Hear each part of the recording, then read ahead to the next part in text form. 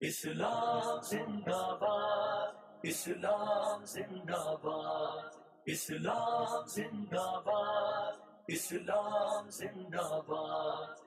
غلبہ اسلام، غلبہ اسلام، غلبہ اسلام، غلبہ اسلام، غلبہ اسلام۔ ظلمت میں کرن ڈوبو، تابندہ سحر ڈوبو، اسلام کے غلبے کا میں شمس و قمر ڈوبو۔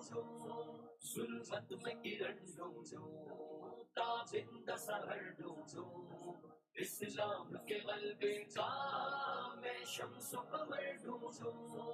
اسلام کی خوشبو سے مہکے یہ جہاں پھر سے، میں جہد مسلسل کا کچھ ایسا ثمر ڈھونڈوں۔ کھویا ہے جو صدیوں سے ملتا نہیں قرنوں سے، نایاب ہوا ہے جو پھر سے وہ گوہر ڈھونڈوں۔ ظلمت میں کرن ڈوبو، تابندہ سحر ڈوبو، اسلام کے غلبے کا میں شمس و قمر ڈھونڈوں۔ اسلام زندہ باد، اسلام زندہ باد، غلبہ اسلام، غلبہ اسلام۔ تسکین قلب جو ہو، آنکھوں کی جو ٹھنڈک ہو، تپتی ہوئی دھوپ میں اب وہ سایہ شجر ڈھونڈوں۔ بدلے جو زمانے کو، چھو جائے نشانے کو، جو پار دلوں سے ہو وہ تیز نظر ڈھونڈوں۔ ظلمت میں کرن ڈوبو، تابندہ سحر ڈوبو، غلبہ اسلام، غلبہ اسلام، اسلام زندہ باد، اسلام زندہ باد، اسلام زندہ باد، اسلام زندہ باد۔ خم ہو نہ کبھی بھی وہ اوروں کے آگے جو، رب کی چوکھٹ پر میں جھکتا ہوا سر ڈھونڈوں۔ بے تاب جو ہو جائے جب دین پہ آ جائے، جذبوں سے مچل جائے وہ قلب و جگر ڈھونڈوں۔ ظلمت میں کرن ڈوبو، تابندہ سحر ڈوبو، اسلام کے غلبے کا میں شمس و قمر ڈھونڈوں۔ اسلام زندہ باد، اسلام زندہ باد، غلبہ اسلام، غلبہ اسلام۔ جو حق کا حواری ہو، باطل پہ جو بھاری ہو، جو دین پہ باری ہو وہ فرد بشر ڈھونڈوں۔ چھو لے جو ستاروں کو، ہم راز کرے ان کو، اقبال کے شاہی کا ایک ایسا سفر ڈھونڈوں۔ ظلمت میں کرن ڈوبو، تابندہ سحر ڈوبو، غلبہ اسلام، غلبہ اسلام، اسلام زندہ باد، اسلام زندہ باد، اسلام زندہ باد، اسلام زندہ باد۔ دل دل سے ملائے جو، نفرت کو بھگائے جو، چاہت کو بڑھائے جو، کچھ ایسا ہنر ڈھونڈوں۔ شیطان کے حملوں سے مجھ کو وہ بچائے جو، ایمان کے تقوی کی میں ایسی سپر ڈھونڈوں۔ ظلمت میں کرن ڈوبو، تابندہ سحر ڈوبو، اسلام کے غلبے کا میں شمس و قمر ڈھونڈوں۔ اسلام زندہ باد، اسلام زندہ باد، غلبہ اسلام، غلبہ اسلام۔ ہو کچھ نہ گلا جس میں، ہو نیک صلہ جس میں، ہو رب کی رضا جس میں، میں ایسا صبر ڈھونڈوں۔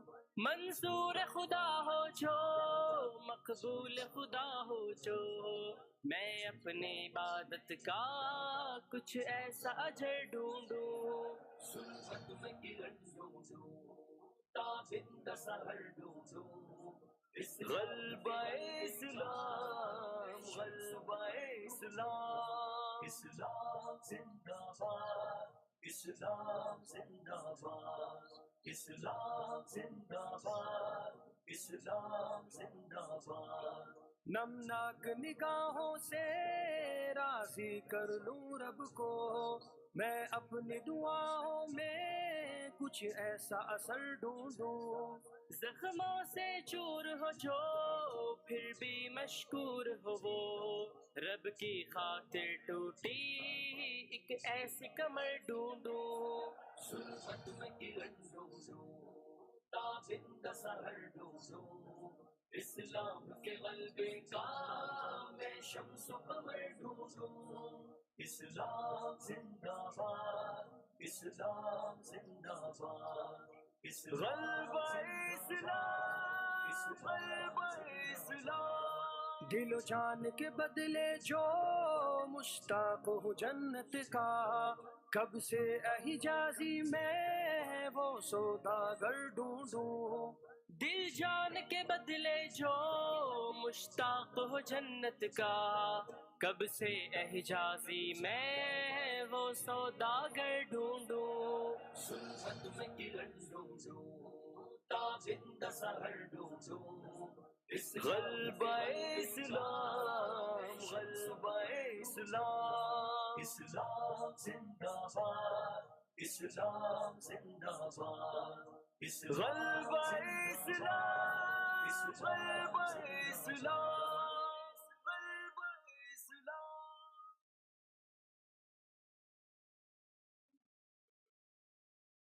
zarardan bir tanesini alacağız, bir tanesini def edeceğiz dedik. Bu iki zarardan hangisinin küçük olduğuna, hangisinin büyük olduğuna kim karar verecek? Yani mesela biraz önce verdiğim örneği şöyle bir daha bir düşünün kardeşlerim. Bugünkü particiler Mekke'de yaşamış olsalardı, Mekkeli müşrikler de onlara gelin sizi parlamentoya sokalım, sizi Mekke'nin reisi yapın deselerdi, ne diyeceklerdi kardeşlerim? Şimdiki mantıklarıyla bir düşünün. Tamam diyeceklerdi. Piyasada gördüğümüz işkence, gördüğümüz sıkıntı büyük zarardır. Parlamentoya girmek küçük zarardır diyeceklerdi. Girelim parlamentoya, Müslümanların sıkıntılarını giderelim. Mantık bu. Ama bak Allah Resulü böyle yapmadı. Allah Resulü parlamentoya girmeyi büyük zarar kabul etti. Müslümanların işkence çekmesini küçük zarar olaraktan gördü. Demek ki zararları tavsif etmek aklın işi değildir. Hangi zararın büyük, hangi zararın küçük olduğunu kim belirleyecek kardeşlerim? İslam belirleyecek, İslam. İnsanların hevaları değil. Ve İslam'a göre kardeşlerim en büyük zarar Allah'a şirk koşmaktır. İslam'a göre en büyük zarar Allah'a şirk koşmaktır. Allah'ın indirdikleriyle hükmetmemek küfürse, bu hakkı Allah'tan başkasına vermek, Allah'tan başkasını Rab ve ilah edinmekse, bunu yapan insanlar Allah'a ve Resulüne harp ilan etmişlerse, bunu yapan insanlar Allah'ın hükümlerini değiştiriyor, tebdil ediyorlarsa, bunlar her biri başlı başına birer küfür maddesidir. Ve İslam'a göre en büyük mefsedet, en büyük zarar Allah'a şirk koşmaktır. Lokman Aleyhisselam oğluna tavsiyede bulunurken ne dedi kardeşlerim? Ona dedi ki ya buneyye la tuşrik billahi inneşşirke le zulmun azim. Ey oğulcuğum dedi, Allah'a şirk koşma. Çünkü şirk zulümlerin en büyüğüdür. Şimdi Allah Azze ve Celle şirki büyük bir zulüm diye isimlendiriyorsa, sen nasıl şirki küçük zarar olaraktan göreceksin?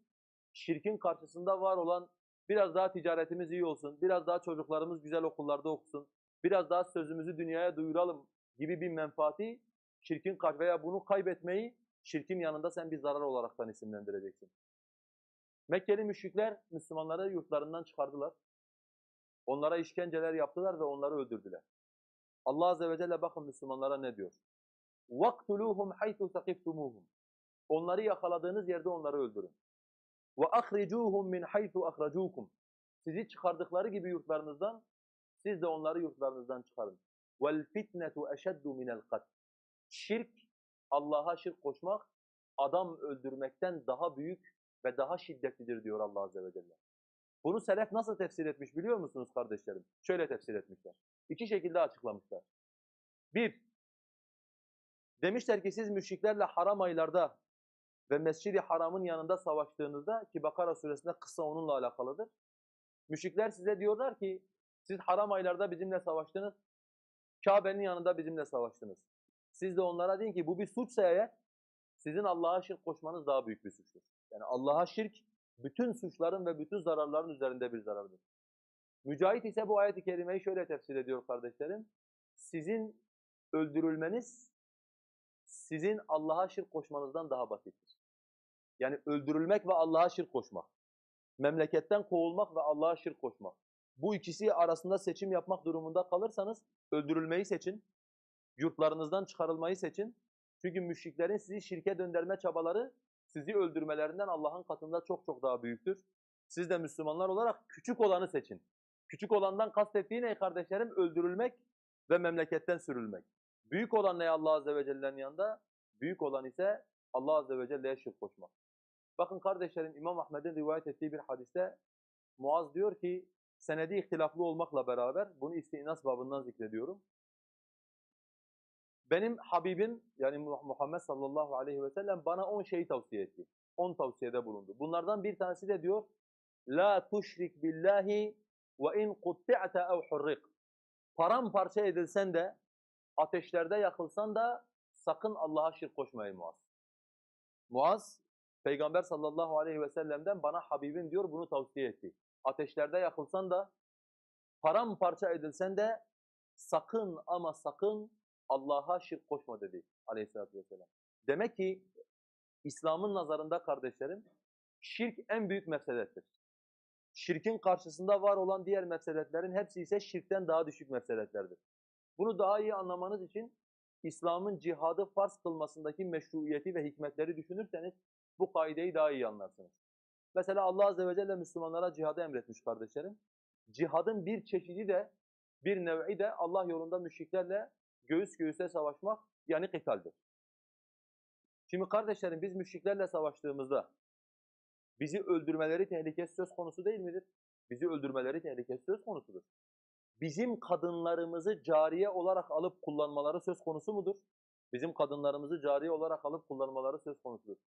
Bizim mallarımızı ganimet olarak alıp bizi esir edip köle haline getirmeleri söz konusu mudur? O da söz konusudur. Beldeyi harap edip akıllarımızla oynamaları söz konusu mudur? Akıllarımızla oynamaları da söz konusudur. Ve İslam tarihinde de bunun örneği çoktur. Bazı savaşlarda Müslümanlar yenilmiştir ve bu saydığım zararların hepsi olmuştur. Peki cihatta bu kadar zarar olmasına rağmen, ihtimal olmasına rağmen, alemlerin Rabbi olan Allah Müslümanlara niye cihadı emrediyor kardeşlerim? Sebep nedir sebep? Ta ki dinin maslahatı korunsun, yeryüzünde Allah'a şirk koşulmasın diyor. Öyle mi? وَقَاتِلُوهُمْ حَتَّى لَا تَكُونَ فِتْنَةٌ وَيَكُونَ الدِّينُ كُلُّهُ لِلّٰهِ. O kafirlerle savaşın, ta ki yeryüzünde şirk kalmasın ve din, yönetim, hakimiyet, egemenlik tamamen Allah'a ait olsun diye. Demek ki Allah Azze ve Celle diyor, mesele tevhid ve şirk meselesi ise sizin ölmenizin bir değeri yoktur. Mesele tevhid ve şirk meselesi ise esir düşmenizin, kadınlarınızın cariye olmasının bir önemi yoktur. Evet Allah böyle olmasını istemez ama yeryüzünde tevhid olsun ve şirk kalmasın diye eğer bu tehlikeleri göze almanız gerekiyorsa bu tehlikeleri göze alacaksınız. Demek ki kardeşlerim Allah'ın yanındaki zararları yan yana koyduğumuzda particilerin yanındaki zarar anlayışıyla Allah Azze ve Celle'nin yanındaki zarar anlayışı birbirinden farklıdır.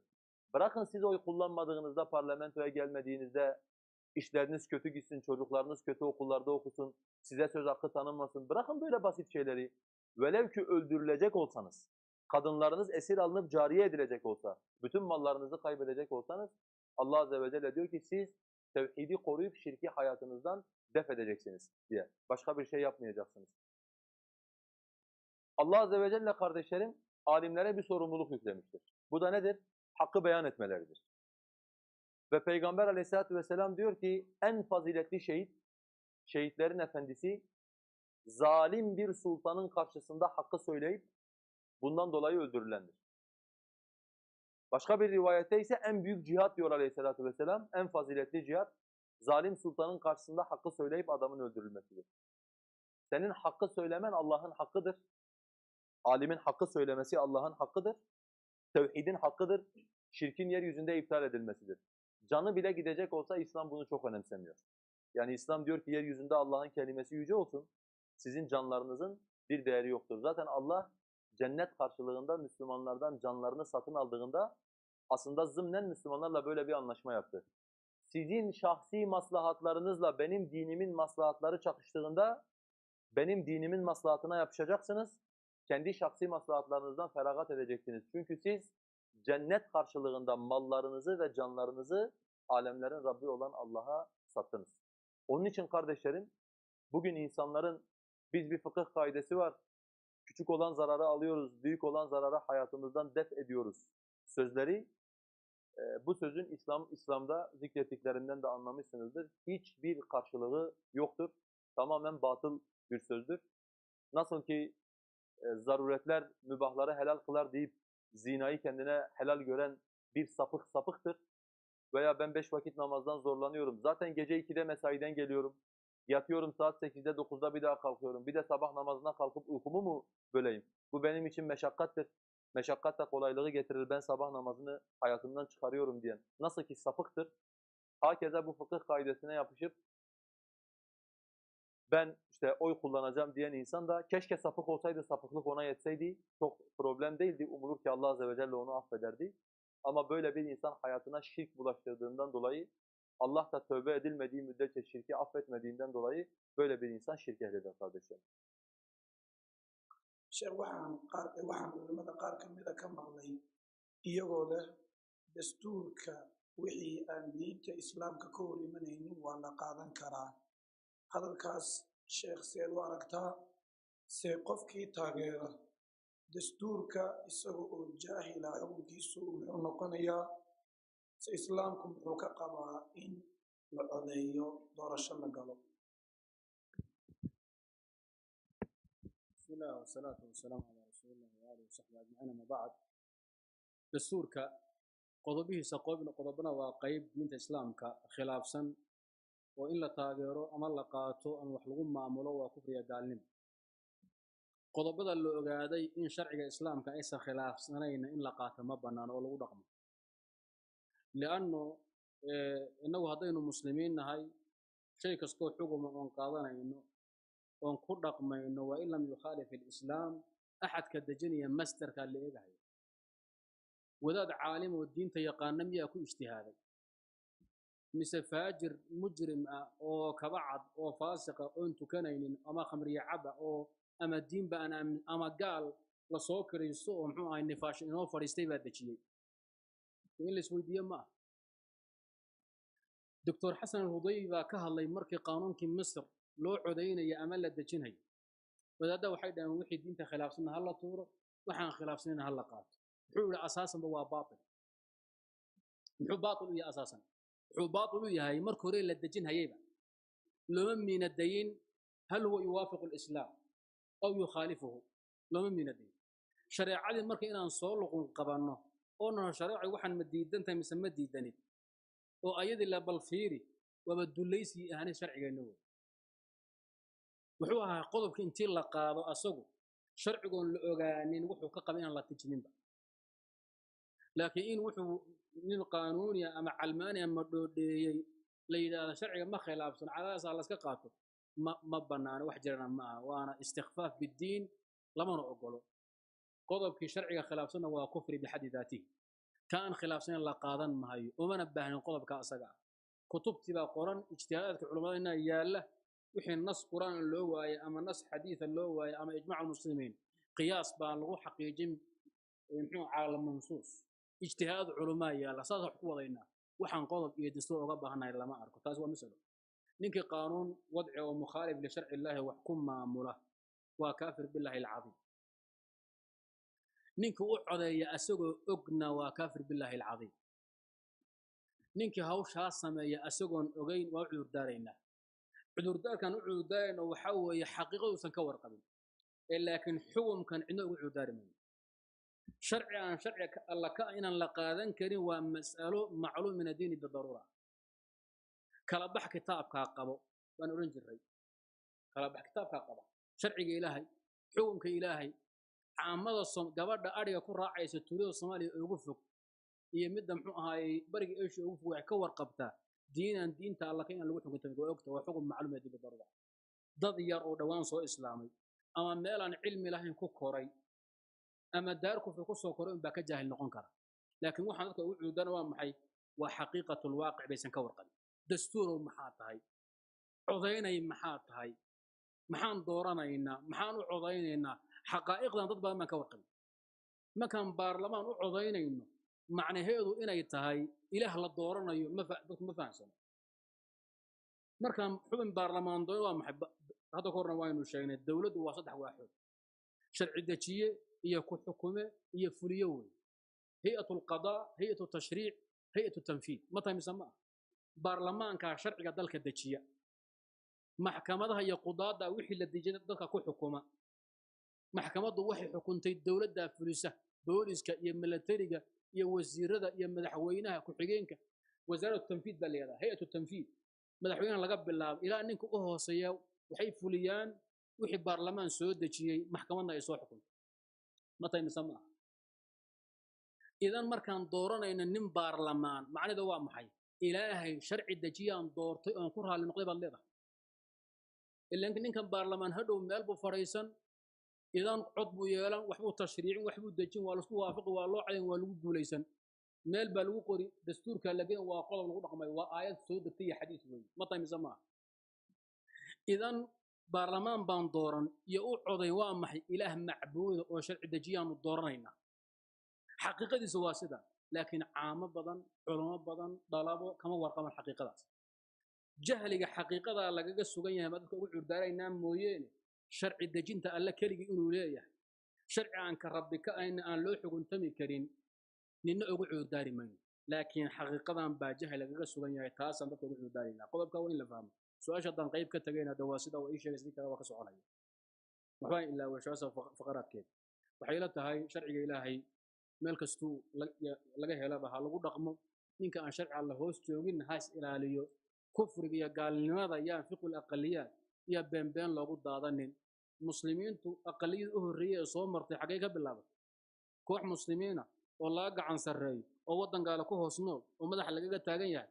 ma ina soo martay mise maya xagee ka bilaabatay makay ka bilaabatay nabi maxamed iyo saxaabadiisa madaxa lagaga taagnaa أقلية minority مسلمين ويربي أهاي دولة كافرة طاغية مستبدة قريشي هوس جوجي ما هي سنة وقال لما كود عاي أبدا نين انتي اللي قصبوا اللي عداديو انتي اللي قبطوا اللي قرعبيه اللي من خرسيو ونفط لو كان عمار نياسر مويين ساسا يكون نفضحين هداد أقليتين يداد أغلبيتين بقى شركيات كيسكا إلى ليادا بلايتو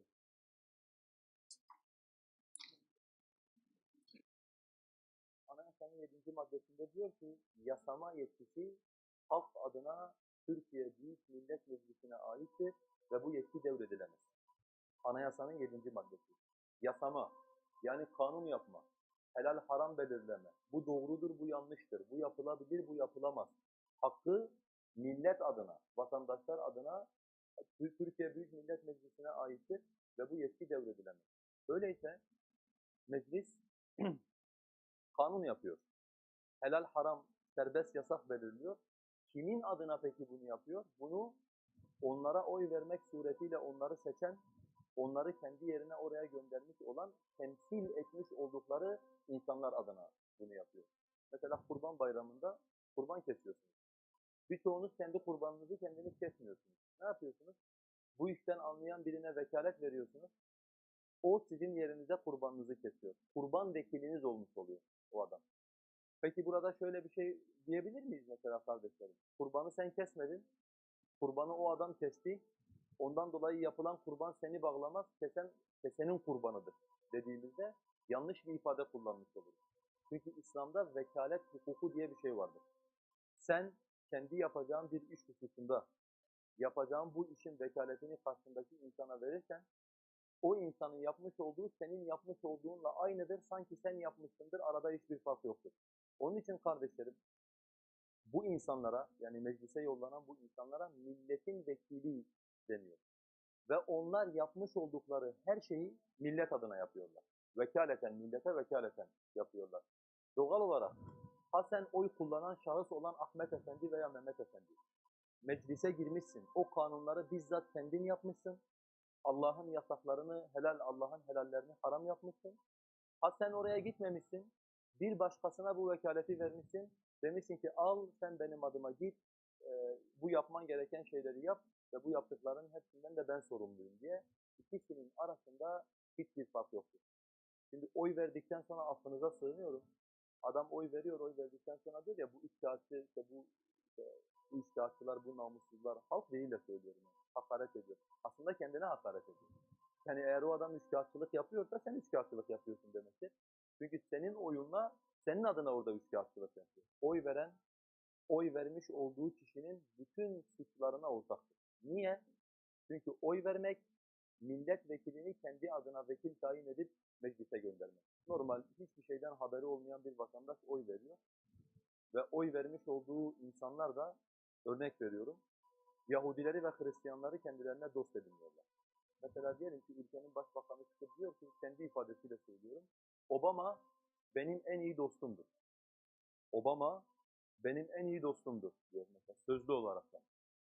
Veya fiili olaraktan Haçlılar birleşip İslam topraklarında Müslümanları vurmak istediklerinde diyelim ki yöneticiler çıkıyorlar diyorlar ki biz her türlü desteği onlara vermeye hazırız. Biz onların yanındayız. Bu savaşta, terörle mücadelede biz de onların yanında yer alıyoruz diye. Biliyorsunuz bu Allah'ın dinindeki en açık olan küfürlerden bir tanesi budur. Yani senin Allah düşmanlarını dost edinmen, Allah düşmanlarıyla beraber Müslümanların karşısında yer almandır. Alemlerin Rabbi olan Allah ayet-i kerimede diyor ki Ya eyyühellezine amenu la tettehizul yehude ven nasara evliya ba'duhum evliya'u ba'd ve men yetevellehum minkum fe innehu minhum. Ey iman edenler! Yahudi ve Hristiyanları dost edinmeyin. Ey iman edenler! Yani Obama benim dostumdur demeyin. Yahudi ve Hristiyanları dost edinmeyin. Çünkü onlar birbirlerinin dostudurlar. Onlar size dost olmazlar. Onlar ancak birbirlerinin dostudurlar. وَمَنْ يَتَوَلَّهُمْ مِنْكُمْ Sizden kim onları dost edinirse فَاِنَّهُ مِنْهُمْ O da onlardandır diyor Allah Azze ve Celle. Yani o kendine Ali de dese, Veli de dese, ben Müslümanım da dese, 5 vakit namaz da kılsa, alemlerin Rabbi olan Allah semada diyor ki onları dost edinen insanlar da onlardandırlar diye. Yani bir nevi Rabbimiz şunu söylüyor, kalpte Allah'a, Resulüne ve kitaba imanla kafirleri dost tutmak aynı anda bir arada bulunmaz. Böyle bir şey mümkün değildir diyor Allah Azze ve Celle. Oy veren insanlara ben sormak istiyorum. Acaba siz kıyamet gününde namaz kıldığınızı, zekat verdiğinizi, oruç tuttuğunuzu düşünerek Allah'ın huzuruna geldiniz ve Allah Azze ve Celle sizi karşısına aldığında dedi ki sen benim düşmanlarımı dost edindiğinden ötürü benim kullarımdan değilsin. Affedeceğim, merhamet edeceğim ve cennete sokacağım kullarımdan değilsin. Diyelim o adam da dedi ki ya Rabbi ben senin düşmanlarını hiçbir zaman dost edinmedim. Ben içkiyken fasık olan insanlara bile tavır aldım, onlara evime bile sokmadım. Allah Azze ve Celle dedi sen yapmadın ama kendisine vekalet verdiğin senin temsilcilerin senin adına bunu çok güzel bir şekilde icra ettiler. Nasıl ki kurbanını keserken vekalet veriyorsun, kurban kesen senin yerine kurban kesmiş oluyor. Hakeza sen oy verdiğin zaman da partilere vekalet veriyorsun, yaptıkları her şeyden de sen mesulsün. Şimdi kardeşlerim düşünün, kız istemeye gidiyorlar. Adam şimdi muhafazakar demokrat, AK Partili, kendi çocuğunu tanıtıyor karşı tarafa. Bizim oğlanın içkisi yoktur diyor. Bizim oğlanın kumarı yoktur diyor. Kadın kızı ayağı kesinlikle yoktur. Hani kız isterken meşhur çocuğu tanıtma cümleleri bunlar. Yahu senin oy vermiş olduğun parti yeryüzünün en büyük deyusudur. En büyük deyus kimdir? Devlettir. Yani zina evi açıp, genel evin başına bayrağı diken, kapısına 2 tane de polis diken, ta ki içeridekiler rahat işlerini yapsınlar diye. Kadınları 6 ayda bir götürüp onlara sağlık kontrolünden geçiren, sağlık kontrolünden geçirdikten sonra onlara vesika veren, alın bu vesikayı bununla fahişelik yapın diye onlara vesika veren kimdir kardeşlerim? Yani diyelim ki Aksaray'da bu işi yapan bir tane adam gördüğünüzde buna ne diyorsunuz? Bunun ismi bellidir. Öyle değil mi? Bir tane kadın pazarlayan adama bunu söylüyorsanız, eğer devlet bunu yapıyorsa ve binlerce, on binlerce kadını pazarlıyorsa, öyleyse en teşkilatlı, en organize ve en çakal deyus devlettir. Ondan daha deyus olanı yoktur. Fakat bunlara oy veren Ali Efendi, Veli Efendi farkında değil ama bunu yapanlar onun oylarıyla bunu yapıyorlar. Sen de deyussun aynı zamanda. Yani bunlara oy vermek suretiyle, bunları kendi yerine vekil ataman suretiyle sen de deyussun. amcacığım milli piyango alır mısın diye sorsanız, bana hakaret mi ediyorsun diye senin yüzüne tükürür. Müslüman kumar oynar mı der mesela.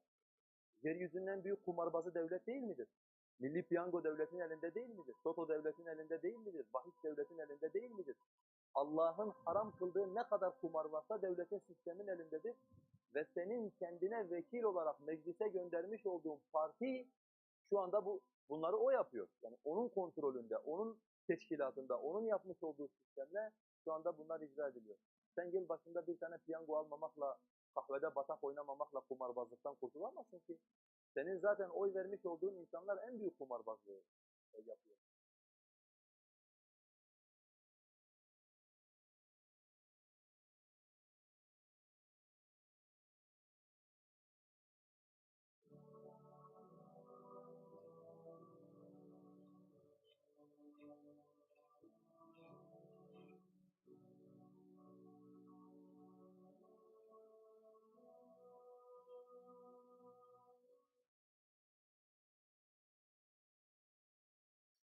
بسم الله الرحمن الرحيم الحمد لله رب العالمين والصلاة والسلام على سيدنا محمد وعلى آله وصحبه أجمعين.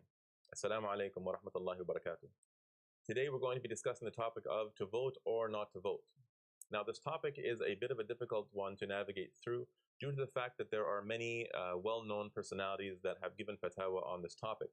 And due to their celebrity status, it's very difficult to kind of compete with them in terms of having a counter argument.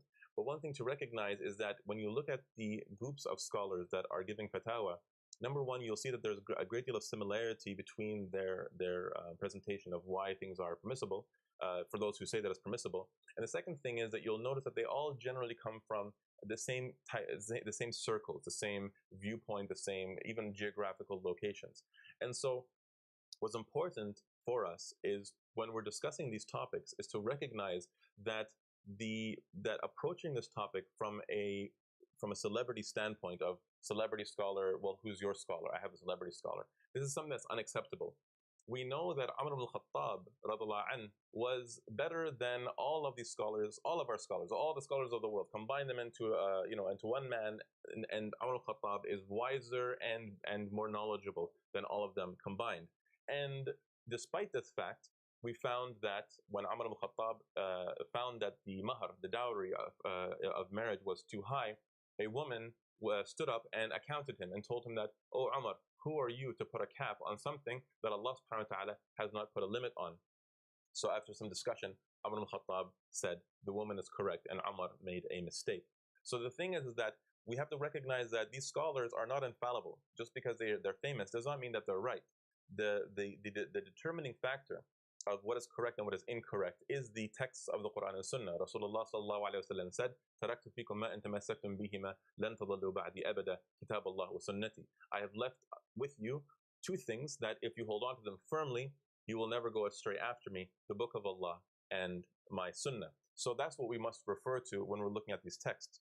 Now what's interesting is that when we look at these arguments that people are presenting, we find that, and I want you to go and double check this. So I'm not just saying this as an accusation. I'm saying this as a statement of fact.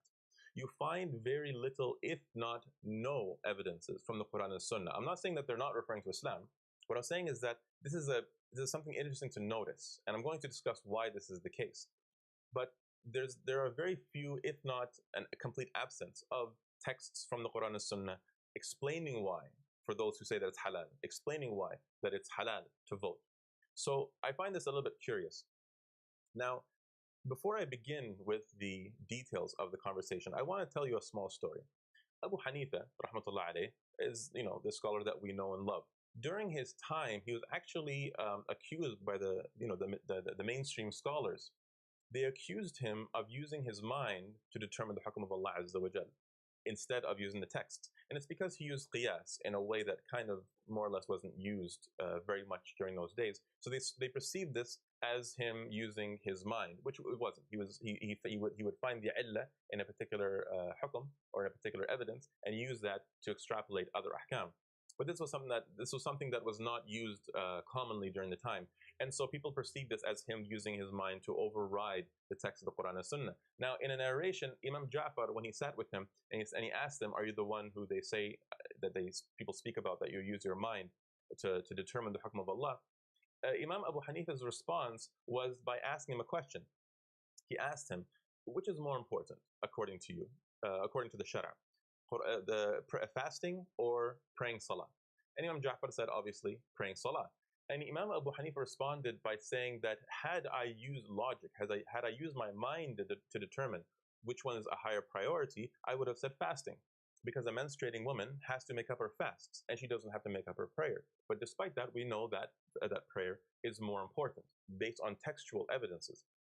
So looking at the type of accusation people made about Abu Hanifa is that they accused him of using his mind. So look at how the level of accusation back then, and then look at that in contrast with what's going on today, at how people will simply sidestep an evidence.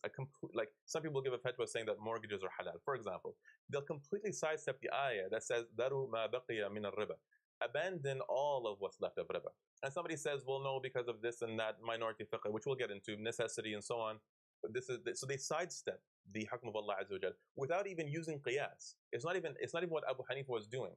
They're completely ignoring evidences, qat'i, absolute evidences, and they're making things permissible due to excuses or due to a premise that Islam does not actually legitimize. Sure, it's an opinion that Islam teaches us to be tolerant of, so we don't call the person a deviant or whatever. But it's a very weak approach to the topic of deriving hukm shari. So I just wanted to start with that, just to kind of give you a bit of a kind of perspective on what's kind of going on in the world. And this is not an accusatory discussion. It's not about pointing fingers at anybody. This is about seeking the hukm of Allah Azza wa Jal, because do we not want to stand in front of Allah Azza wa Jal while He's pleased with us, rather than just running through the world, going for the first fatwa that's thrown our way? It is our responsibility to analyze things to the maximum depth that we're capable of, and we will be held accountable on that premise. And that's what I want to do. I want to present to you the alternative view, the view that says that voting in a secular democratic system, in a system that will not implement Islam, that does not implement Islam, to vote for anybody to become a legislator in such a system is something that Islam forbids. And I'm going to present the evidences for that. So rather than saying, well, my celebrity scholar has said XYZ, which is a huge problem today, we should not be doing this. We should be looking at the evidences. I want to present you the evidences as to why it is not permissible, why it is haram to vote for anybody to become a legislator that's going to legislate with man-made laws. To begin the discussion, we need to set the premise of the conversation. If we don't establish a foundation that we all agree on, so we need to agree on this, then we'll just be running all over the place, and each point will pop up and it'll become confusing. So let me ask you a question, and this should set the premise. According to what we know of the Quran and Sunnah, is it permissible for a Muslim to vote for anybody to rule with kufr laws? Is it permissible for you to go and choose somebody, say, I choose you, I want you to become my ruler, and you rule with kufr laws, man-made laws, ignore Allah Azza wa Jal.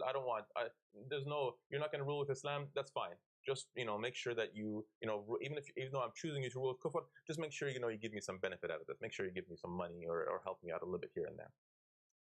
The obvious answer, you all know what the answer is. It's not just me saying, oh yes, it's haram. And it's not me just saying I'm convincing you that it's haram. I'm telling you, all the scholars who say that voting is halal agree that it's haram. Everybody is in agreement that it is haram to vote for anybody to implement other than what Allah has revealed. And the proof of this is I'm going to mention a number of points that they use as their evidences, as their arguments. The very first one is the lesser of two evils. So they use aqall al-dararain, they use this as a premise to identify why it's permissible to vote. Look at all the fatwa, they mention the lesser of two evils. So why would you mention the lesser of two evils if you're not talking about two haram things? If we were to say, for example, somebody were to ask a fatwa, what should I have for dinner today? Should I have chicken or should I have beef? And he says, well, the lesser of two evils is chicken. Well, that's not how the Shara works. The Qal al-Dararain is a principle that identifies when you are allowed to commit haram, when you only have two haram choices and you choose the lesser of the two harams. That's what the conversation is referring to when we talk about Aqal al-Dararain, as well as the next point, which is darura, which is necessity, and the other ones as well. What you'll notice is that all the points that are mentioned in these fatwa are an implicit agreement that it's haram and excuses, exclusions to the rule, that they're saying, well, because of this, because of that, therefore, this is your excuse, this is your exclusion from the rule. This is very important to recognize, because without this clarity, we're going to become confused about all the different evidences that are presented to us. So the first point is that it is haram. We know, we agree. It's clear as day in the text of the Quran and Sunnah that it is haram to vote for anybody to rule with kufr laws. Now, the excuses that are presented by the fatwa that are saying that it's halal, there are 4 or 5 different excuses. Now, I say 4 or 5, there's actually 6 or 7, but I kind of group 3 of them into one kind of category, and I'll explain why. Let me go over them. The first one is the topic of the lesser of 2 evils, which is that you have, 2 haram choices, and you choose the lesser of the 2 harams because you have no choice. You have to do something haram, so you only choose the lesser of the 2 harams. And they're saying that choosing the lesser of the 2 evil parties, the one that's going to commit the less haram, so you vote for that one. The second point is the topic of necessity, darura, which is that you're in a state of necessity. Muslims are going to get killed, you're going to be arrested, whatever other excuse that people present, and you're in desperate need for something, and therefore, out of necessity, you're allowed to vote. The third point, which is the grouping of the 3 topics, is the 3 topics of minority fiqh, maqasid al-sharia, and al-masalih al-mursala.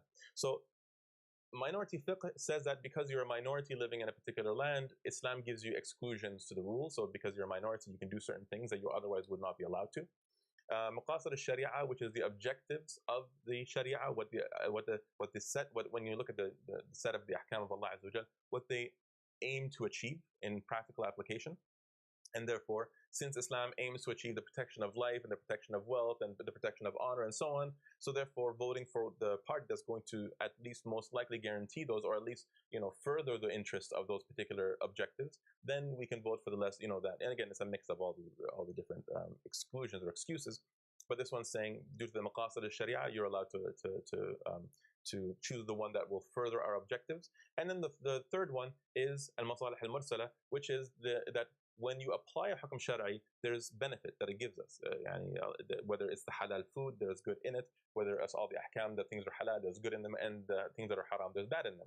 There's harm in them and so on. So we know that the shara' has come to give us benefits and make our lives better and easier. And so therefore they say that, well, we're looking at which party is more beneficial, therefore you use that premise to allow this. The fourth category of excuses is the story of Yusuf, which is interesting because historically Yusuf has always been kind of used, actually, very regularly. If you look in history, he's been used repeatedly as a premise for making excuses to commit haram or to break a certain rule. And so they say because Yusuf alayhi salam joined the government of the king and he became, the agricultural minister, as some people present it, and therefore we're allowed to become MPs, we're allowed to join governments, we're allowed to vote for people who join, and so on. And then there's a final point, the 5th point, which is what I believe is the underlying cause of all of these excuses. So first we're going to discuss whether or not these excuses are valid or invalid. If they are invalid, I'm going to explain why would so many people use these in such an odd and interesting way? There's a reason for it. It's environmental, and I'll explain it, inshallah ta'ala. So let's start with the lesser of 2 evils. Now, the classical scholars have used this principle, aqal al-dararain. It's a known principle amongst the fuqaha and in the shara'. So what it speaks of is that you have 2 situations where there's 2 harams that you can choose from, that you must choose from. You have no choice. So the point is, you have no choice. You must choose between one of these 2 haram things, and so you choose the lesser of 2 evils. So the example of this is that they use in a classical, kind of like it's a cliche kind of example. There's a man standing on a shoreline, there's a woman who's floating by who's, half naked or in a bikini or something like this. And the man has to either go and save her and look at her and touch her, which is haram, or he has to stand watching her and watch her die, which is also haram. You're not allowed to watch a person die if you can go and save her. And he also cannot go and look at her and touch her, because that's also haram. But the lesser of 2 evils is for him to go and save her. Now the point here is, he only has 2 choices. Can you think of a third choice? There are no third choices. Either he stands there or he moves. If he moves, he goes and saves her. If he stands there, she dies. So there are no halal choices. And therefore, this is the premise of the lesser of 2 evils. Now, how this applies to the topic of voting is that people say that when you have 2 parties to choose from, you choose the lesser of two evils. But in reality, this is an invalid argument. It's an unfair argument, because you're giving people two choices when there's in fact a third choice. You either choose party A, the conservatives, or party B, the liberals, or whatever, the Democrats and the Republicans, or choose whatever party fits in your scenario. So you're given a choice between party A and party B, and say that, well, the lesser of two evils is to choose, for example, party A because they are not going to kill as many Muslims, or they promised us XYZ. But in reality, you have a third choice, and the analysis, even if you were to reject and say, okay, well, not voting, which is the third choice, it's something that will lead to also harm. Well, the reality is that at least include it in the scenario that you can vote for party A, vote for party B, or not vote. So to abstain from voting, it's a valid option. So why is it ignored? Now, what's interesting about this one, this third choice is actually the least of the evils, because think about when Bill Clinton was elected. He was elected on what basis? That he was a cool guy. He played the saxophone. He was a charismatic personality. People saw him as a person who's not a warmonger. And what happened during his rule? We have heard that 500,000 children have died. I mean, that's more children than died in Hiroshima. And is the price worth it? I think this is a very hard choice, but we think the price is worth it. 500,000 children died under the sanctions of Iraq, under the rule of Bill Clinton. And how was Bill Clinton perceived when they were voting for him? They looked at him as the lesser of two evils. Fine. Now, when Bush came and was running for elections, who was he up against? He was against Gore. The problem was, and I remember, there was a website called Muslims for Bush, and I was talking to Muslims in the West, and I was talking to Muslims around the world, and I was telling them that we cannot vote for a kafir to implement kufr. There's no good in it. There can be no good in it. There's no good in committing haram. But they wouldn't listen to me, and they wouldn't listen to all the brothers around the world who were telling them that it's haram. Now, the thing was that these people were very, very dedicated to Bush and to his election campaign. Why? Because Gore's vice president was his name is Lieberman. He was very strong in support for the Zionists in Israel. So what did they say? They said, well, because look at Bush. He's a dedicated Christian. He's a practicing Christian.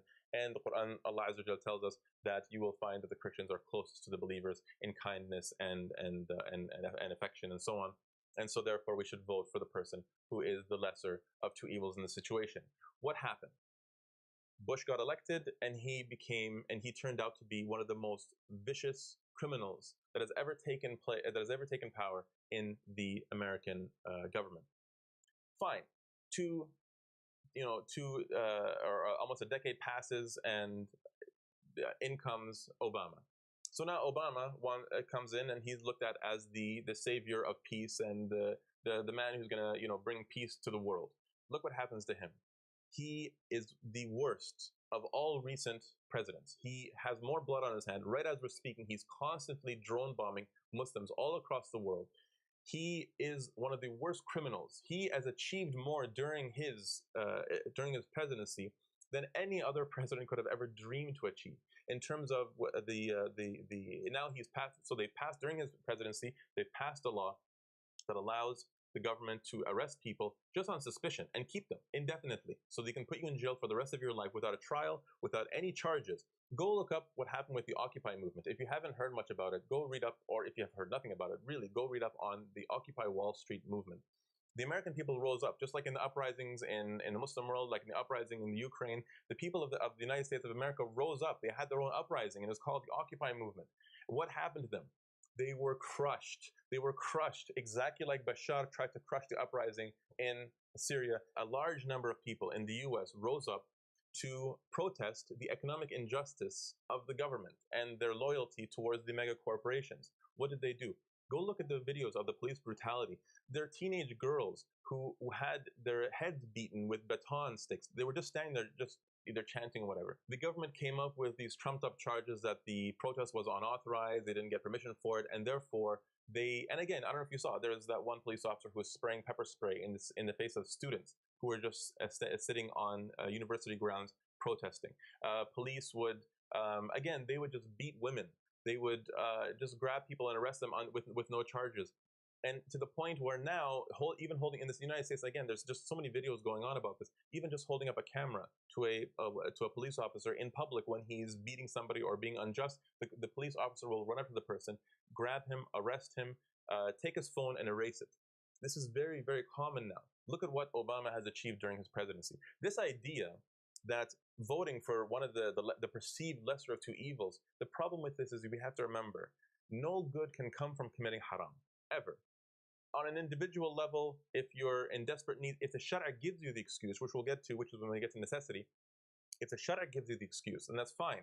But to override an evidence, the premise, which is that it is haram to vote for somebody, to rule with other than what Allah has revealed, to say that there's good in committing haram when you have a choice to not commit haram, which is to say, I'm not going to get involved in your sin. The example of this is that if you're walking up the street and you see a woman being raped, let's say in a park or something, and you realize that the men that are raping her are the type of people who will not only rape her, but they'll also beat her either to death or almost to death. So you come up with a genius idea that what I'm going to do, what this person says he's going to do, is that he's going to join in the rape, and he's going to become one of the rapists. Actually, he's going to rape her directly himself, because he thinks that if he becomes, the guy doing the raping, he may be able to convince the guy to not beat her to death. Would you consider this as being a valid premise, a valid course of action according to Islam? Obviously not. So this is the problem with this particular perception of the lesser of two evils. You cannot just throw around options outside of the contexts of the text of the Quran and Sunnah. You cannot commit a crime if you have a choice of abstaining. What I'm saying is that you cannot involve yourself in a crime and become a criminal if you have the option of abstaining, even though your abstaining means that the crime is going to be followed through. That doesn't give you the justification to become a criminal. And the same thing when it comes to the situation of voting is that it's haram. We've agreed. We already know that it's haram to vote. So for anybody to rule with other than what Allah has revealed. And we know that Allah subhanahu wa ta'ala refers to people. What does He call people? What does the Quran and Sunnah refer to people? How does the Quran and Sunnah refer to people who rule with other than what Allah has revealed? It says, وَمَنْ لَمْ يَحْكُمْ بِمَا أَنزَلَ اللَّهُ فَأُولَٰئِكَ هُمُ الْكَافِرُونَ وَمَنْ لَمْ يَحْكُمْ بِمَا أَنزَلَ اللَّهُ فَأُولَٰئِكَ هُمُ الْفَاسِقُونَ وَمَنْ لَمْ يَحْكُمْ بِمَا أَنزَلَ اللَّهُ فَأُولَٰئِكَ هُمُ الظَّالِمُونَ. Whoever does not rule with what Allah has revealed, they are the disbelievers, they are the oppressors, they are the corrupt. Allah Azza wa Jalla says in the Quran, فَلَا وَرَبِّكَ لَا يُؤْمِنُونَ. They don't even believe. But no, by our Lord, they don't believe unless they refer to Islam, to you, the Quran and Sunnah, in all of their matters. So the situation is that when we say that we have these, this lesser of two evils scenario, it's not correct. There's a third choice, which is not voting.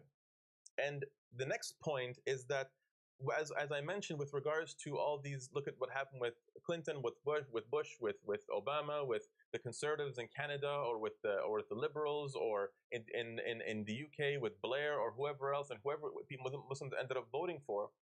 Did voting ever prove to bring about any change, any good?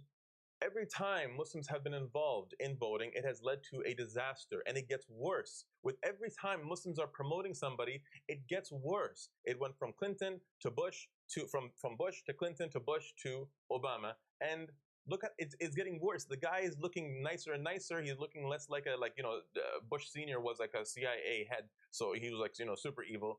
And then it just kind of, Clinton was a nice guy. It's like our perception is flawed. You cannot use, our human judgment has proven itself to be flawed. You cannot use it as a premise to override the Quran and the Sunnah. That's the first point with regards to the lesser of two evils. It does not apply in this situation because you have a third option, which is to not vote, which is, if you were to even consider it to be evil, it is the least of evils, because at least you're not involved yourself in the crimes that everyone is committing, and you're not choosing the criminal to go and commit the crimes. The next point is the topic of darura, which is necessity. Now, the problem with this particular discussion is that when people talk about necessity, many people talk about it as if it's outside of the scope of Islam, as if it's something that we just make up. Oh, well, I think this is necessary. Oh, I don't want to pay rent on a house, therefore I'll get a mortgage. I need to get a car. I have to go get a university education, so it's okay if I get an interest-based loan. So there's this idea of necessities, that the people are using as if the Quran hasn't grounded this topic in texts from the Quran and Sunnah. So the topic of necessity has been generally agreed upon by the scholars to be grounded in a set number of necessities. Essentially, most likely death, most likely torture, and most likely severe illness. That's the general principle, the general basis of necessity. So when it comes to darurat, the Shara identifies what's a darura. You can't just say anything is a darura. So there's two general conditions when it comes to the topic of darura. The first condition is that it has to be most likely and imminent, like about to happen. You're about to die. You're about to be tortured. You're about to become very ill, or you are very ill, or you are being tortured, or you're on the verge of death. So that's the first condition. The second condition is that the solution that you're taking, which is haram, because if it was halal, there would be no discussion of necessity in the first place. The haram solution that you're applying has to most likely resolve the situation of necessity. So the part that you're bringing out solution has to resolve it. You can't say, for example, I have like a very serious, like a cancer or something, and therefore I'm going to get drunk for the next, until I die. You drinking alcohol does not solve the problem, and therefore it's not. You can't just take haram and just use it in whatever scenario you want. It has to most likely resolve the problem. And so the thing is, and how this applies to voting, is that when people say, well, due to necessity because of they may attack us, or they're going to go bomb Muslims, or whatever it may be. First of all, you voting, is it going to most likely stop the problem? So what is the problem that you're trying to stop? You're trying to stop them from killing Muslims. They're going to kill Muslims anyways. Haven't we seen in the last 2 decades that no amount of voting is going to change that? Even when look at the Vietnam War, go look up pictures of what the protests of the people looked like. You had millions of people standing in front of the government offices, protesting, saying that they don't want any more war. When the bailout happened, the $700 billion bailout, 2 million people went in front of the White House protesting. The American government completely ignored them. When the Occupy movement went out, hundreds of thousands or millions of people went out into the streets, and look at what happened to them. The point is, if the government has a particular agenda, which is invading Muslim lands, colonizing, and taking the resources and the oil and controlling the governments, which we know is their policy, no amount of voting is going to stop that. So not only that, voting has proven itself to be a complete failure. It never achieves any of the objectives that we claim we're trying to achieve by voting. And come on, the American people and the Canadian people and the European people, like British and French and whatever, the voter turnout is getting worse and worse every year.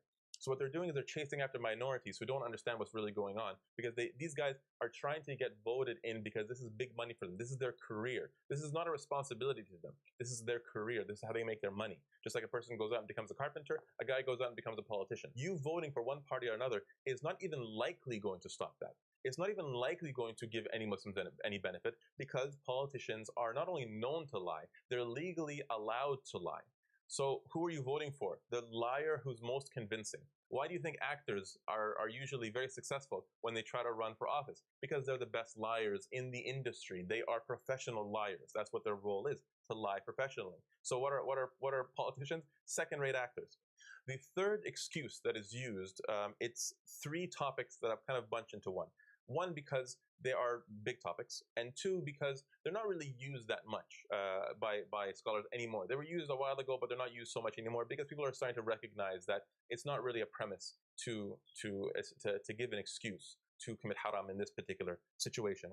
So the 3 of them are minority fiqh, maqasid al-sharia, and al-masalih al-mursala. So minority fiqh is basically it's a new fiqh that was brought about to say that because Muslims are minorities in the West, and we're a racial minority or a religious minority, and therefore Islam gives us some excuses. And this is an invalid approach to the fiqh, because textually, look at the life of Rasulullah sallallahu alaihi wasallam. The Prophet sallallahu alaihi wasallam was always a minority in Mecca. He was a minority in Medina. The Muslims were almost always a minority everywhere they went. So during the time when the Sharia was being revealed, Muslims were almost always a minority. So on what basis are we saying that suddenly today we have some new type of minority? There's no basis for this. The Sharia has been revealed for human beings as human beings, not as majorities, not as minorities. Allah Azza wa Jalla has revealed solutions for mankind, for human beings. So in that situation, is it permissible for Muslims, majority or minority, to vote for somebody to implement kufr? The answer is obviously no. The second one, which is maqasid al-sharia, which is the objectives that the Sharia tries to, or not tries to, the objectives that the Sharia achieves in the application of Islam. So protection of life and the protection of wealth and the protection of honor and the protection of the deen and so on. So the reason why this cannot be used as a premise to give excuses, because maqasid al-sharia historically has been used to identify the objective. So you identify what the sharia is achieving, but you cannot use it as a basis to derive law. You cannot use it before the sharia. You use it after applying the sharia. So you take the sharia, you take the hukm of Allah Azza wa Jal from the Quran and Sunnah, and you apply it. And then after you apply it, you see the objectives of what it's trying to achieve. You cannot, by taking it from the end, which is, you know, just recognizing the objectives and putting it at the front, what you end up doing is using your own personal objectives, what you perceive as objectives, and you use them. Whereas if you take the text of the Quran and Sunnah and apply it as is, then you find the objectives that the Shara is that Allah Azza wa Jall's wisdom is achieving. The same thing for al-masalih al-mursala, which is the benefits that are achieved through the Shara. And once again, this is something that is perceived from after application. If you're to take it and use it as a source of law, you would be using your own personal benefit, your own perception of benefit on what kind of benefits you want to achieve, rather than using the benefits of the wisdom of Allah Azza wa Jal has set through the text of the Quran and Sunnah. And so these, a simple example actually that I'll give to kind of demonstrate how this kind of fits with maqasid and masalih. You have, for example, you go up to a non-Muslim and you ask him, you know what, I want you, starting right now, assuming, let's say this person has never heard of Islam. He's never heard of people fasting like 30 days. So you tell him, you know what, I want you to fast 30 days straight, sunrise to sunset, no food, no water. And let's say this person's a medical student, for example.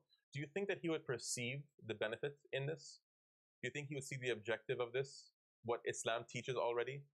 He very likely would not. Almost certainly he would say this is very bad for the health and I would get headaches and it would exhaust me and I wouldn't be able to do it. But what we know as an ummah, after being forced to do it, a lot of us are forced. We wouldn't do it otherwise. Allah Azza wa Jalla has forced us to fast the month of Ramadan for those who don't like it. What you find is that after you apply it, you realize that you have increased in patience, you've increased in focus with Allah Azza wa Jal. It brought the ummah together because we all recognize each other in the street with pale faces and hungry. It brings us together in terms of our gatherings. How often do you invite people over for dinner during Ramadan compared to the rest of the year? It draws it kind of sets a spotlight on the fact that really, if you can fast, you can do almost anything else in Islam. Almost everything else in Islam is easy in comparison to fasting. So the fact that this is the bottom line for a Muslim, like the minimum that a Muslim does is praise and fast and hajj and zakat and so on. So this is a basic thing that a Muslim does.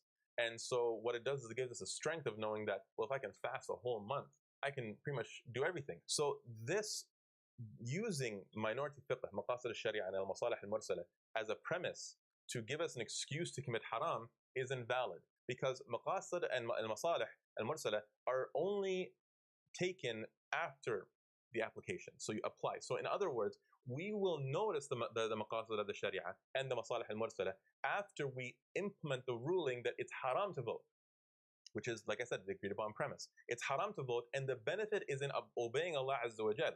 The benefit will be perceived. Let me just give you just a small side topic example. Think about it. If the ummah refused any solution other than what Allah Azza wa Jal has revealed, which is the khilafah, what do you think that we would be without a khilafah today?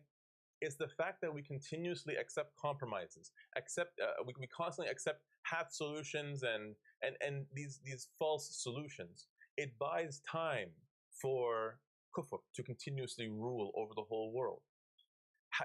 Is it not time that we recognize that the harm, the greater harm, is in not applying the laws of Allah Azza wa Jal, the ahkam of Allah subhanahu wa ta'ala?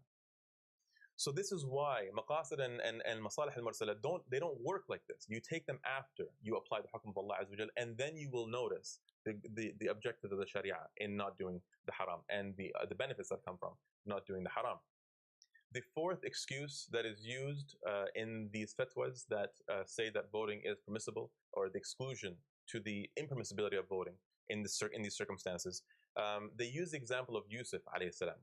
Now, they say due to the fact that Yusuf alayhi salam joined the government of the king and became what they call the agricultural minister, which is not correct. They say that due to this fact, therefore, it is permissible to become MPs and join governments, and even some of them even say president or prime minister. The one khatib actually said that we should aspire to becoming the prime minister or the prime minister of Canada or the president of the United States. And so This is invalid for a very simple reason.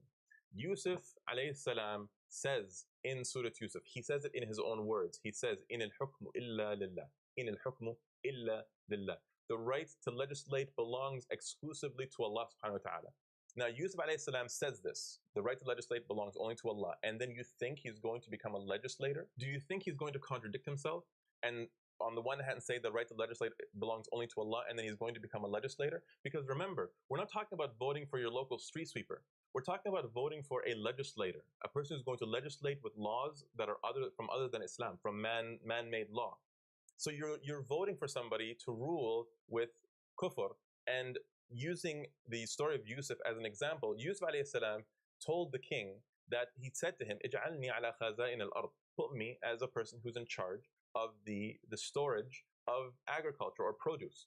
And so because, again, of his interpretation of the dream. So the story of Yusuf is completely invalid in these circumstances. Not only is it invalid because it completely contradicts what we know of what Yusuf became. He did not become an MP or an agriculture minister where he legislates matters of agriculture. Rather, he was just a resource manager. But also, the idea that the legislation of those who came before us is legislation for us is an invalid premise. Because if it was permissible to follow the laws of previous prophets, that would mean that it would be permissible today to prostrate to each other, because the family of Yusuf prostrated to him. Does that mean that today it's halal to prostrate? Of course not. Somebody might say, well, because there's open evidences, explicit evidences that indicate that it's impermissible to prostrate for another human being. Well, there are evidences that say that it's impermissible to implement kufr, or to assist somebody in implementing kufr. وَتَعَاوَنُوا عَلَى الْبِرِّ وَالتَّقْوَى وَلَا تَعَاوَنُوا عَلَى الْإِثْمِ وَالْعُدْوَانِ. Assist each other in birr and taqwa, and do not assist each other in sin and transgression or enmity. So there are evidences that say that we're not allowed to do this. So on what basis are we overriding that based on previous prophets' examples? And this brings me to my final point, which is, what if it's true that the lesser of two evils does not apply in this situation because you have a halal option, and the situation of necessity does not apply because this is not a shar'i necessity? And not only that, but the solution does not actually solve what could be perceived as a necessity. And then the issue of minority fiqh doesn't apply because there is no such thing as minority fiqh. It's an invalid fiqh. Or maqasid al-sharia or masalih al-mursala, because they don't work like that. You cannot take laws. You cannot create laws from them. It's a perception of the application of the laws of Allah Azza wa Jal. And the story of Yusuf does not apply because, again, as we said, because his example does not match, and because the laws of previous nations are not valid for us. If this is the case, then why are all these fatwa using these as their basis? If you look at these fatwa, what you find is there's an underlying theme. And I want to be careful here. I don't want anyone to think that I'm accusing anybody of insincerity or deviance or anything like this.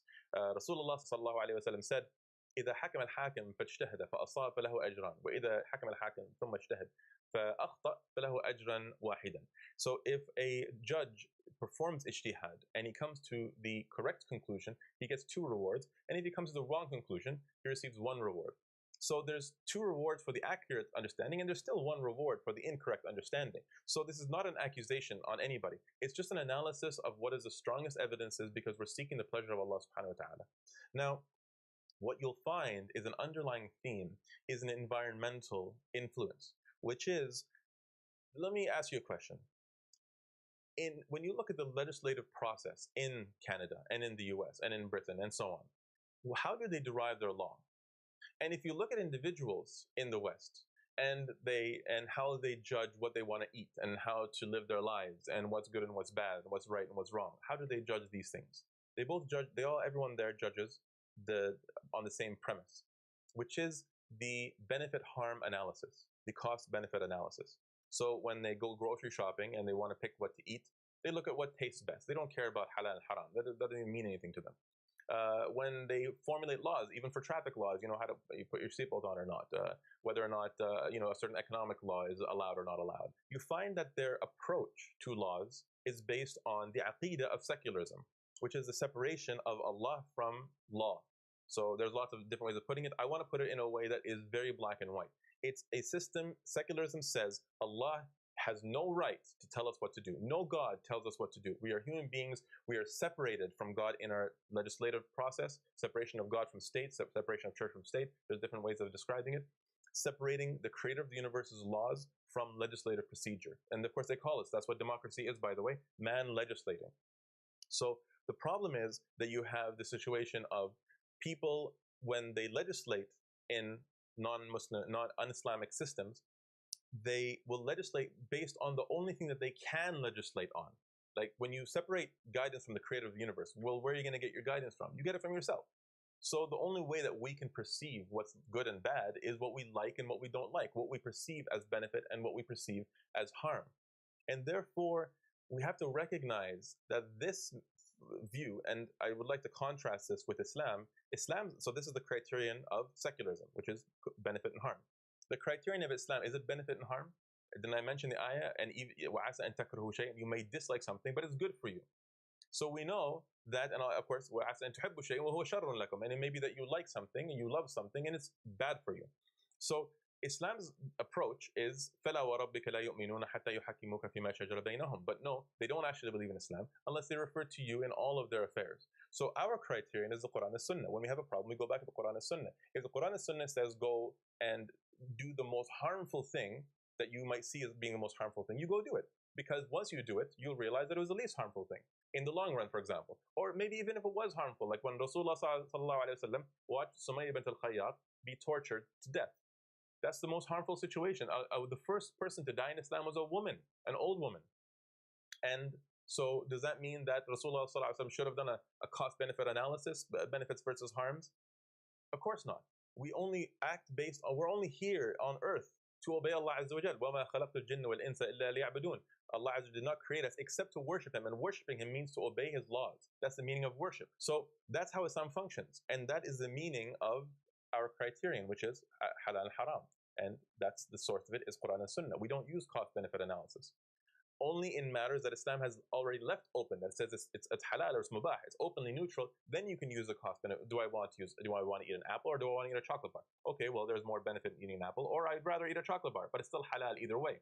When it comes to halal and haram, you don't do a cost-benefit analysis. You follow the hukm of Allah Azza wa Jalla. So if something's haram, you don't do it. If something's fard, you do it. And that's the way it works. So this is the underlying problem. Look at the lesser of two evils. It's a cost-benefit analysis. It's a harm-benefit analysis. When you look at the topic of darura, necessity, the reason why it's used out of context is because of a harm-benefit analysis. The same thing for minority fiqh. Essentially, if you were to look at the fiqh, it starts off by looking at the problems, the harms that are coming to the Muslims in the West, and then saying, okay, well, since we're minorities, we can set up a minority fiqh to give exclusions so we can seek benefit. The same thing for maqasid al-sharia, the objectives. They take the objectives and they take it as benefits, and therefore they use it as a source of law, the harm-benefit analysis. And the same thing for al-masalih al-mursala, which is the benefits, masalih maslaha, yani that's the meaning of the word, which is the benefits that are in the sharia, that are like from mursala, which is the revealed or wahi. And therefore they use those benefits as a source of law rather than a result of the sharia. This is the cause of the problem, is that what we're doing is that we're using the cost-benefit analysis. We're using the environmental influence, the corruption of secular systems, secular democratic capitalist systems, their way of perceiving law, their way of judging right and wrong. And we're allowing it to influence our judgment, where rather than referring to Quran and Sunnah, we're referring to the cost-benefit analysis, the benefit and harm analysis. And it's invalid. So look at how Rasulullah changed the world. I mean, if you're going to ask the question, okay, well, now what? If it's haram, so I'm just supposed to sit here with my hands tied? Look at all the da'wah carriers around the world. Look at all the people who are working to change the world, and are their hands tied? I was born in the West. I've been living here almost my entire life. Are my hands tied? Are we not able to carry da'wah and discuss with people in the society, Muslims and non-Muslims? Are we not even able to meet with MPs and talk to them about Muslim issues without involving ourselves in voting for him to become a legislator? You can voice your concerns, just like Ja'far ibn Abi Talib when he went to Al-Habasha, he voiced his concerns to Al-Najashi. Did they bow when everyone bowed? They didn't bow, even though there was harm that could have come over them. They could have been kicked back to Quraysh, and you know that they would have probably all been executed when they came back to Quraysh.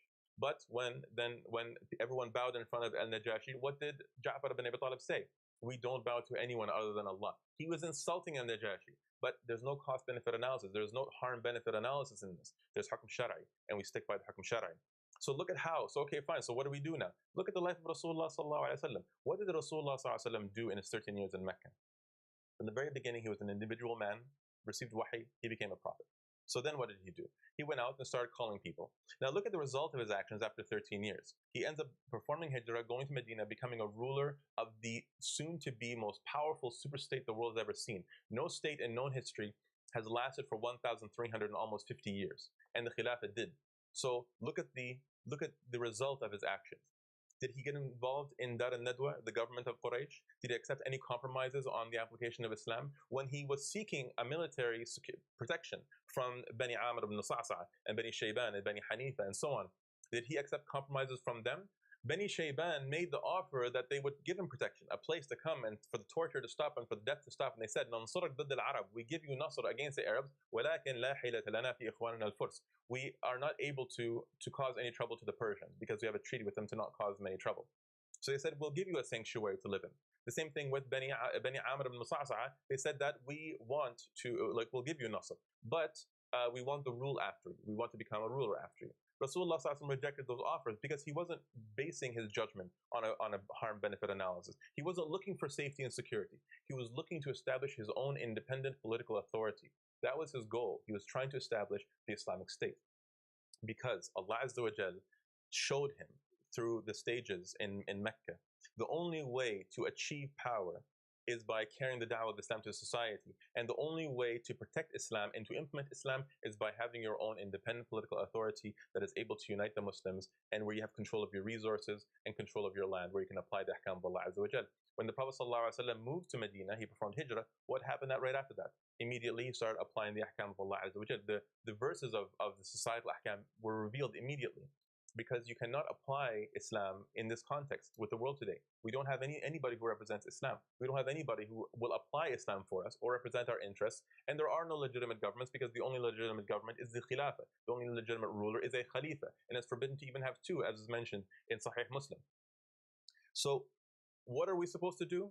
We are supposed to first and foremost recognize what our identity is. We are Muslims, strewn about all across the planet without anybody who represents us. We are Muslims who actually belong to the Khilafah. The Khilafah represents us, and it was destroyed in 1924. We are responsible for working to reestablish it. So that's the first thing. We must work to reestablish the Khilafah.